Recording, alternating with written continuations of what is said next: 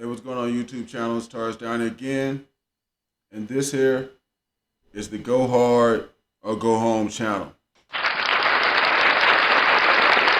Kids adjusting my doggone mic when they get on the computer. But anyways, it goes, guys. Welcome to Poor People's Finance Volume 5. Okay?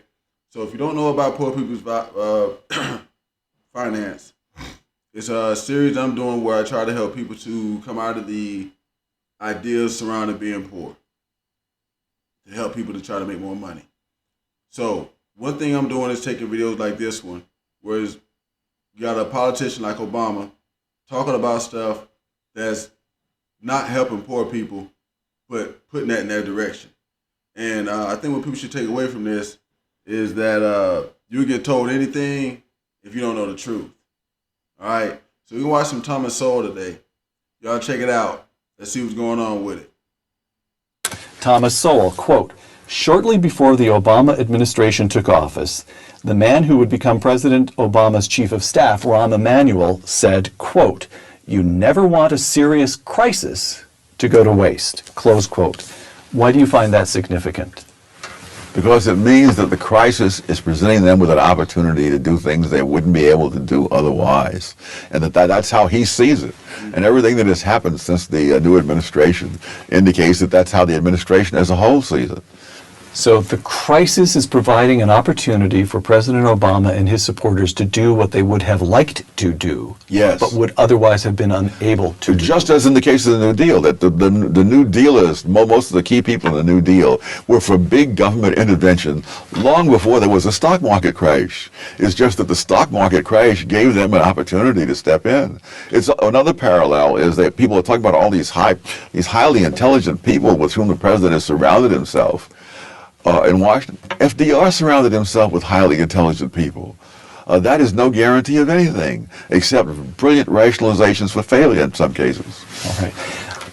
Let me push back a little bit, Tom. When President Obama took office, the financial system appeared close to collapse. Serious economists, including our colleague at the Hoover Institution, Robert Barrow, wrote that there was a significant chance of not just recession, but depression. And today we've got a financial system that's functioning. Housing prices are settling rather than crashing.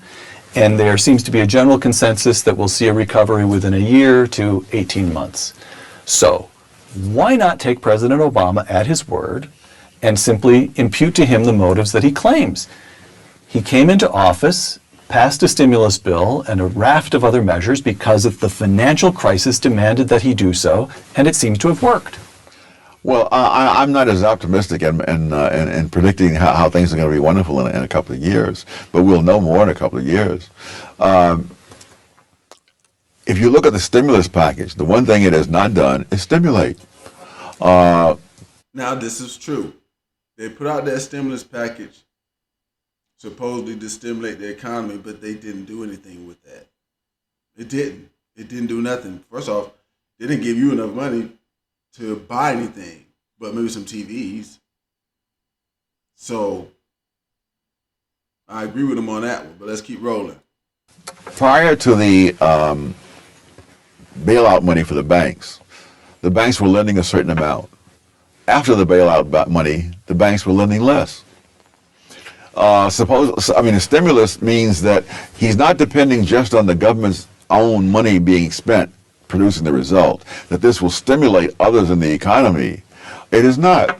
The circulation of money, the speed at which money circulates in the economy, fell to the lowest level in 50 years. It fell during after the stimulus. Yes. Business reduced its investment by something like 25 or more percent. Now I got an idea about this, because see, when they gave them that money, it's the same thing that happened when the pandemic happened. Because I do a little business myself, and I've got some other people I know that do businesses. Some of these people got that money from the PPP and all the other junk, but instead of them, they did the bare minimum that they was gonna have to do, like which was just keep the employees, but they didn't put that money back out into the economy. They did what the government had to say for them to do, so they could not have to pay the money back, which is pay the employees, so that way they couldn't go get on unemployment. We're gonna talk about that in a little bit, but yeah. So I seen that happen. So giving more money to the businesses and stuff like that is never going to help, but it's always what they're going to do. We're going to talk about that a little bit here too.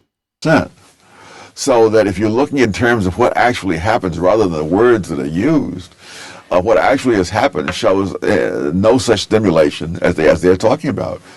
Tax reform should follow the Buffett rule. If you make more than $1 million a year, you should not pay less than 30% in taxes. And my Republican friend Tom Coburn is right. Washington should stop subsidizing millionaires. In fact, if you're earning $1 million a year, you shouldn't get special tax subsidies or deductions. On the other hand, if you make under $250,000 a year, like 98% of American families, your taxes shouldn't go up. Now, I want to point out that he just said 98% of American families don't even make $250,000 a year, which is what they actually consider having some money. So that means that 98% of the country is pretty much broke. He didn't say that out loud. He did say it. I heard him say it. But I want to bring that up to other people. And they know that. Just so y'all know. I love it. You're the one struggling. Tom? When people keep their own money, that's called subsidizing them. I love it. You know, that's the brilliance of intellectuals, that they can use words in such a malleable way that they can. I mean, Obama has an absolute talent for saying things that make no sense, but not only sound plausible but inspiring. You know, we're subsidizing the oil companies when they deduct the cost of doing business, you know, in order to arrive at the figure of how much net income they have. Everybody does that. Right. So this notion, though, that if you're rich, you ought to pay more. Straightforward enough, no? It is straightforward, but it's also straightforward nonsense. Why is that? People don't.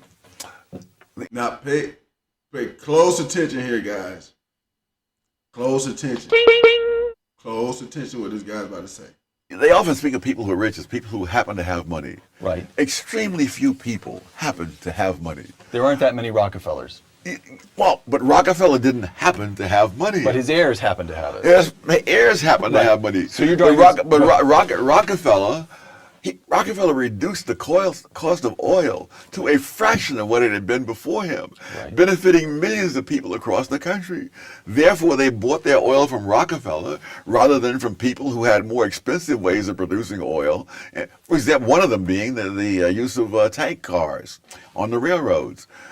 The progressives were livid that Rockefeller could ship his oil at a cheaper price than the other producers. Mm-hmm. It never occurred to them that Rockefeller shipped his oil in tank cars, which are a hell of a lot cheaper to transport than in barrels. Right. I mean, we still measure oil in barrels today, but we ship it in tankers. Right.